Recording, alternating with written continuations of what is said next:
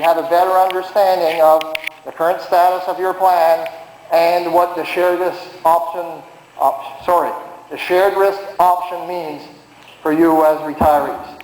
Thank you for your attention, and allow me to make this presentation. They're setting up some microphones, and the people at the head table and myself will be happy to respond to questions to the best of our abilities. Thank you.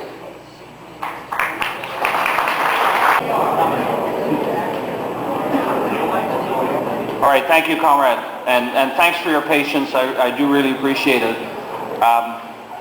As I say, everyone's going to get a chance to ask a question and provide a comment.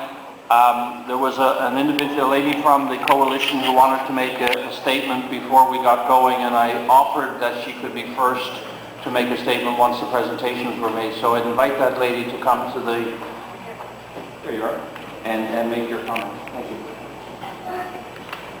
Hello everyone. Thank you for coming out this afternoon. It looks like a great crowd. It was a little rowdier last night, but that's okay. We're a little civilized. I would just like to let you know that I am retired, and you are well aware that you are trying to do to me and to my pension what you're doing is illegal and wrong. I want you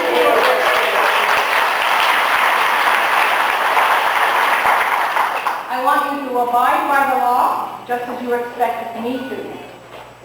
I have an employee contract with you, and breaking it is illegal. We will not stand for this, and we will not forget.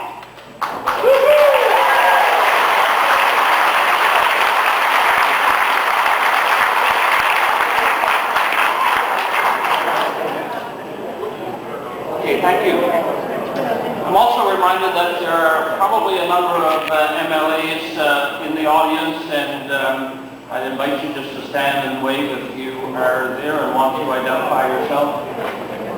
Thank you, gentlemen. No idea.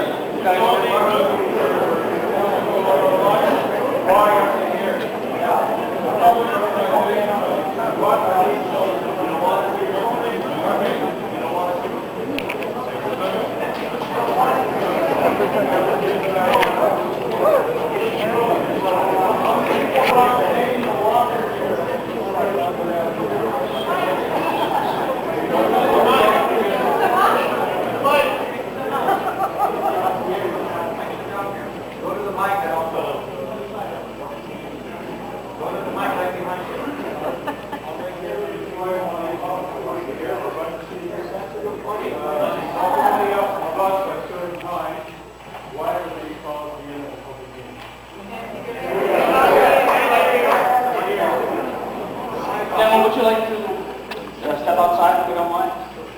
Thanks.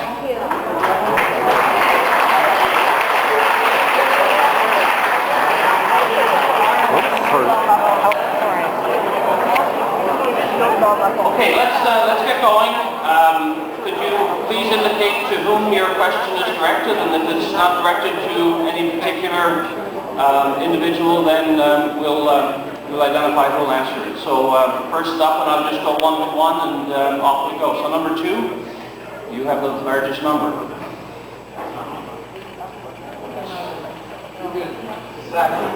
Oh, sorry. Let's try number 1. Go ahead. Hello. My question is, first of all, Mr. Ferguson, I noticed that you quoted Jim Leach from Ontario. I also note that in Ontario, the recent changes made to their pension plans do not touch retirees.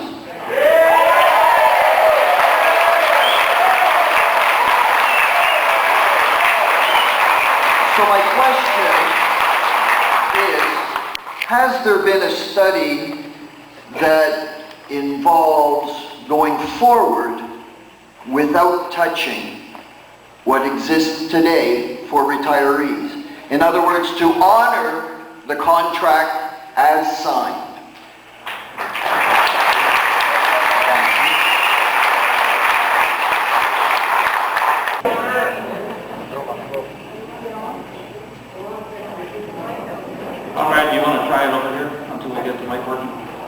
mic on?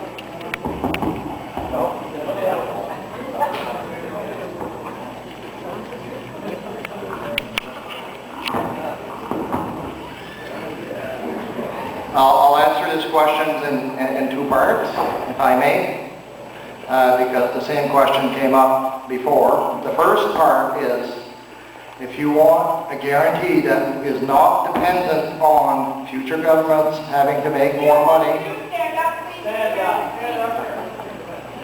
Thank you. Thank you very much.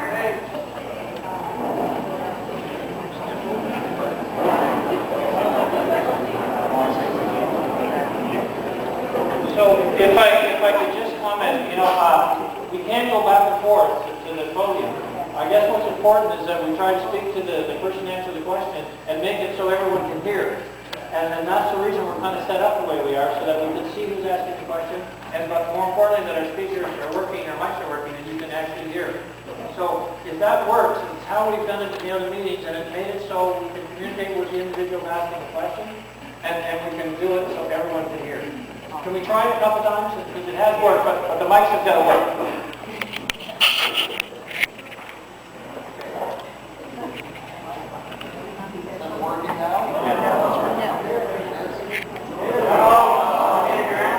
Just a minute. Have we got this one's working?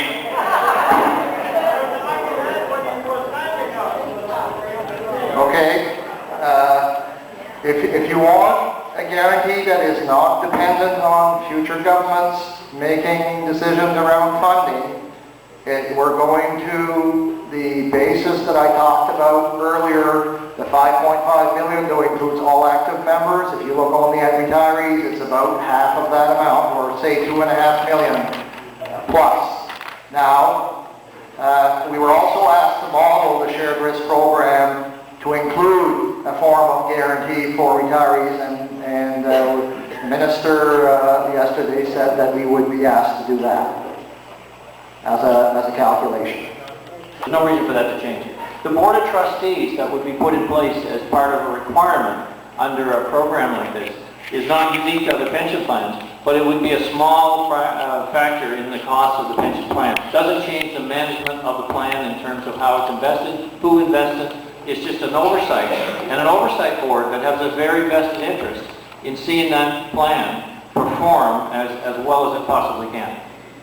Okay, all right, we're going to stick with mic one. It's apparently not the mic itself. My comments and questions, I guess, are for the Minister of Finance. And the first thing I want to comment is the whole issue of communications and collaboration. The Minister come here today. The first thing he did was to apologize to us for not communicating and messing up on the communications plans. To me, that's not acceptable. I think that this whole thing was, I don't think we were intended to be consulted, and there was no collaboration.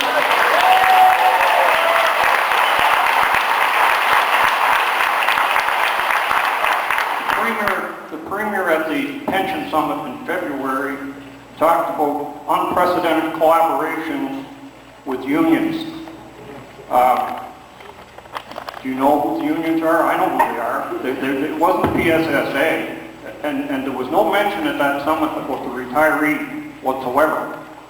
The retirees have completely been left out. And it's my opinion that it was done by design. And not mess up, and the communications, to say today we're sorry because, we messed up on the communications, to me is not acceptable. I want to just read maybe just an excerpt, Mr. Minister, and see whether or not you recognize it.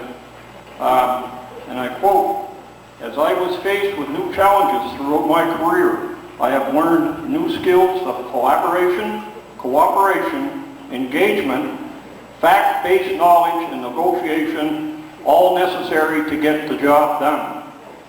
I cherish most the attribute of integrity, honesty, and doing the right thing. My greatest compliment is recognition of fairness and honesty. All successful negotiations must be mutually beneficial."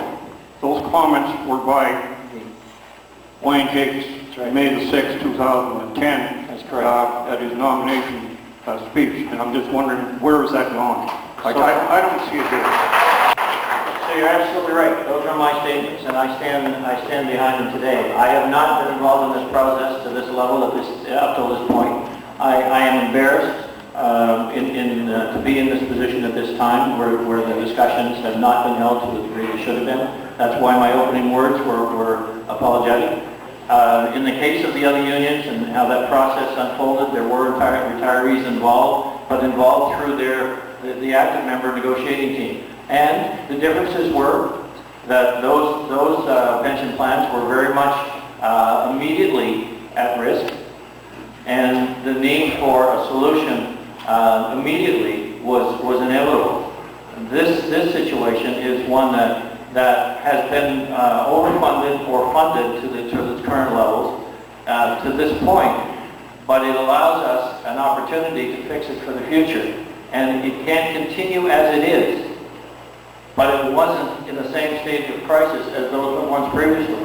But it is in a state of crisis for going forward, and it is a situation that we can decide we'll leave it for the next generation, or do we fulfill the obligation on this generation to make it better for the next generation?